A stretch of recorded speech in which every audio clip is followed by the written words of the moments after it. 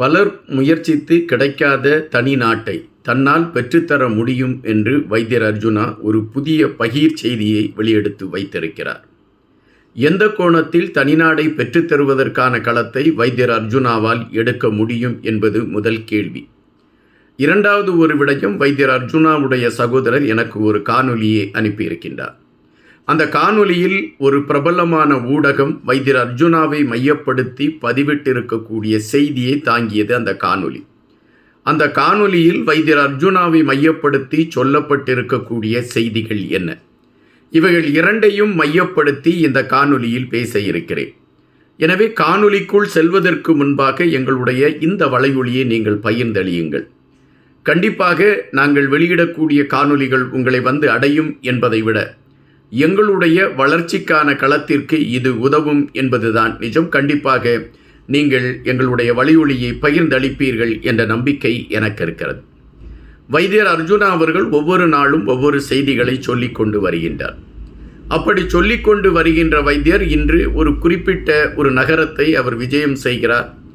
அந்த நகரத்தை மையப்படுத்திய பல செய்திகளை உள்வாங்கிய கருத்துக்களை பதிவிடுகின்றார். அப்படி கருத்துக்களை பதிவிடுகின்ற பொழுது தனிநாடு கிடைப்பதற்கான களத்தை என்னால் எடுக்க முடியும் என்ற ஒரு கருத்தை பதிவிடுகின்றார். பல போராட்டங்கள், பலருடைய உயிர்கள் தியாகம் செய்யப்பட்டு 30 ஆண்டு காலம் ஒரு பெரும் போராட்டத்தை நடத்திய பின்பும் தனிநாடு என்கின்ற விடயம் தமிழர்களுக்கு கேள்விக்குறியாகவே இருந்து கொண்டு இருக்கின்றன. இந்த சூழலில் வைத்தியர் அர்ஜுனா எப்படி தனிநாடை மீட்டு கொடுப்பதற்கான ஒரு களத்தை எட்டுவார், அதற்கான செயல்பாடுகள் அவரிடம் என்ன இருக்கிறது என்கின்ற கேள்விகள் எழும்புகின்றன. அதற்கான விடையை மிக தெளிவாக வைத்தியர் அர்ஜுனா எடுத்து வைத்திருக்கின்றார். என்னுடைய செயல்பாடுகளை மையப்படுத்தி கடுமையான விமர்சனங்கள் வைக்கப்படுகின்றது.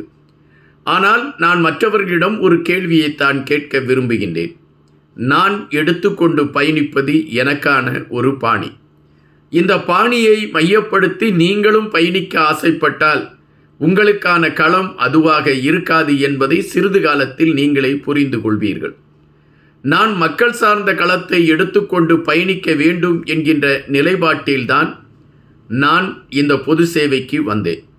இந்த பொது சேவையில் நான் என் சார்ந்த எந்த விடயத்திற்கும் நான் முதன்மை கொடுக்கவில்லை.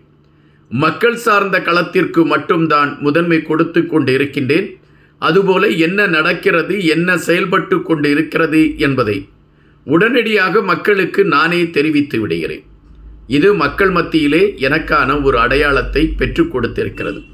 இதே அடையாளத்தை நீங்களும் பெற்றுக்கொள்ளலாம் என்று முயற்சித்தால் அது எதையோ ஒன்றை பார்த்து ஏதோ ஒன்று சூடு போட்டுக்கொள்வது போல அமைந்துவிடும். எனவே அந்த முயற்சிகள் உங்களுக்கு தேவையற்றது. என்னை பொறுத்த மட்டில் நான் நினைத்தால் தனிநாடு பெற்றுக் கொடுப்பதற்கான களத்தை என்னால் எடுக்க முடியும். அது எனக்கு தெரியும். முதலில் சிங்கள மக்களுக்கும் தமிழ் மக்களுக்கும் இடையே இருக்கக்கூடிய பிரிவினைகளை குறைக்கக்கூடிய களம் எடுக்கப்பட வேண்டும். அதைத்தான் நான் எடுத்து கொண்டிருக்கின்றேன். சிங்களர்களுக்கும் தமிழர்களுக்கும் இடையே எந்தவிதமான மன வருத்தமும் கிடையாது. ஆனால் ஆட்சியாளர்கள் இதை உருவாக்கி வைத்து விட்டார்கள், அல்லது மதம் சார்ந்தவர்கள் பேசக்கூடியவர்கள் இதை உருவாக்கி வைத்து விட்டார்கள். அதன் வெளிப்பாடாகத்தான் தமிழர்களுக்கும் சிங்களர்களுக்கும் இடையே ஒரு முருகல் நிலை நீடித்து கொண்டு இருப்பதாக ஒரு பிம்பம் உருவாக்கப்பட்டு கொண்டு இருக்கின்றது. தற்பொழுது கூட ஒரு செய்தியை நாம் இங்கு கோடிட்டு காட்ட வேண்டியது இருக்கின்றது. ஒரு தேரர் ஒருவர் எடுத்து வைத்ததாக ஒரு கருத்தை நான் ஒரு வலையொலியிலே பார்த்தேன். அந்த தேரர் என்ன குறிப்பிடுகின்றார்? ஒவ்வொரு தமிழர்களையும் துண்டு துண்டாக வெட்டி கொள்வதற்கு நான் தயாராக இருக்கிறேன் என்று அவர் குறிப்பிடுகின்றார். அப்படி என்றால் வைத்தியர் அர்ஜுனா குறிப்பிட்டது போல இந்த மதம் சார்ந்தவர்கள், அரசியல் சார்ந்தவர்கள் தான் இந்த பிரிவினைக்கான களத்தை எடுத்துக்கொண்டு இருக்கிறார்களா என்கின்ற ஒரு கேள்வி மனதிற்குள் எழும்புகின்றன. எனவே இந்த பிரிவினவாதத்தை உடைத்து சிங்களர்களையும் தமிழர்களையும் இணைக்கக்கூடிய களத்தை கொண்டு வந்து விட்டாலே சிங்களர்கள் நமக்கான தனிநாட்டை கொடுப்பதற்கான ஒரு களத்தை எடுத்து விடுவார்கள். அதற்கான பயணத்தை தான் நான் எடுத்துக்கொண்டு பயணிக்கிறேன் என்று வைத்தியர் அர்ஜுனா அவர்கள் குறிப்பிட்டிருக்கிறார். அது அவருடைய கனவாக இருக்கிறதா, அல்லது அது செயல்படுவதற்கான களத்தோடு அவர் பயணிக்கின்றாரா? இந்த விடயங்களை எல்லாம் நாம் பொறுத்திருந்துதான் பார்க்க வேண்டியது இருக்கின்றது. காரணம், கனவுகள் மெய்ப்படலாம் என்கின்ற ஒரு எண்ணம் மனதிற்குள் வந்திருக்கக்கூடிய காரணத்தினால் கூட இதுபோன்ற எண்ணங்களை அவர் எடுத்திருக்கக்கூடும். எனவே வைத்தியர் அர்ஜுனாவுடைய இந்த தொலைநோக்கு சிந்தனை கூட ஏற்புடையது என்கின்ற களத்திற்குள் நாம் அதை ஏற்றுக்கொள்ளலாம். இரண்டாவது விடயம், வைத்தியர் அர்ஜுனாவுடைய சகோதரர் எனக்கு அனுப்பி இருக்கக்கூடிய காணொளி. பல நேரங்களில் வைத்தியர் அர்ஜுனா அவர்களை மையப்படுத்தி அங்கு நடக்கக்கூடிய செய்திகளில் ஏதாவது ஒரு தவறான தகவலை நான் எடுத்து வைத்து விட்டால் அவருடைய சகோதரர் உடனடியாக தொலைபேசியில் வந்து விடுவார். நீங்கள் எடுத்து வைத்த கருத்தில் இது பிழையான கருத்து, இப்படி சம்பவம் நடைபெறவில்லை என்று அதற்கான உண்மை நிலையை எடுத்து சொல்லி அது சார்ந்த கருத்துகளுக்கு விளக்கம் கொடுப்பார். இப்பொழுது அவர் ஒரு காணொலியை அனுப்பியிருந்தார். அந்த காணொலியில் என்ன விடயம் பேசப்பட்டிருக்கிறது என்பதை பார்க்கின்ற பொழுது அந்த காணொலி எந்த ஊடகத்தால் வெளியிடப்பட்டது என்ற செய்தியை பார்த்தேன். பிரபலமாக இருக்கக்கூடிய தமிழ் மக்களால் போற்றக்கூடிய ஒரு இணையதளம்தான் அந்த காணொலியை வெளியிட்டிருக்கிறது. அந்த காணொலியில் அரசு ஊழியர்களிடம் சில விடயங்களை குறித்து பேசியதாகவும் அந்த அரசு ஊழியர்கள் சொன்ன செய்தியாகவும் அந்த காணொலியில் சொல்லப்பட்டிருக்கக்கூடிய செய்தி சொல்கிறது. அப்படி என்ன செய்தியை சொல்கிறது என்றால், வடக்கு கிழக்கு பகுதிக்கு அரசு சார்பில் ஒரு குறிப்பிட்ட அளவிற்கு நிதி ஒதுக்கப்பட்டது. ஆனால் அந்த நிதியை செயல்படுத்தாமல் அரசு அதிகாரிகள் திருப்பி அரசுக்கே அனுப்பி வைத்து விட்டார்கள். ஆனால் இப்பொழுது வைத்தியர் அர்ஜுனா அரசியலுக்கு வந்த பின்பு இதுபோன்ற நிகழ்வுகள் நடத்துவதற்கு நாங்கள் பயந்து கொண்டு இருக்கின்றோம். காரணம், வைத்தியர் அர்ஜுனா உடனடியாக கேள்வி கேட்டு விடுகிறார். இவ்வளவு நிதி வந்தது என்றால் அந்த நிதியை ஏன் நீங்கள் மக்களுக்கு செலவு செய்யவில்லை என்ற கேள்வியை கேட்டு விடுகிறார்.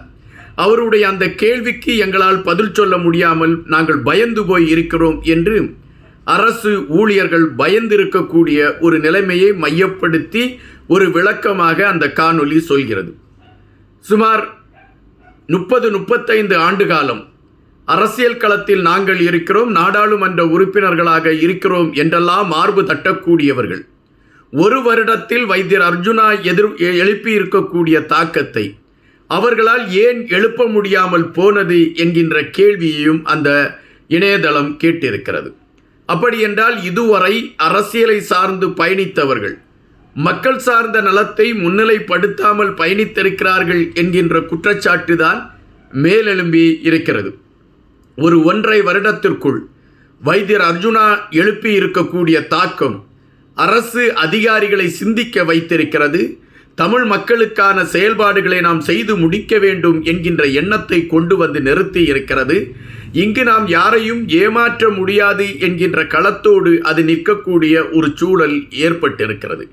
அப்படி என்றால் வைத்தியர் அர்ஜுனா பாராட்டுக்குரிய ஒரு அரசியல்வாதியாக இருக்கிறார் தானே என்பதைத்தான் அந்த காணொலி பதிவிட்டிருக்கின்றது.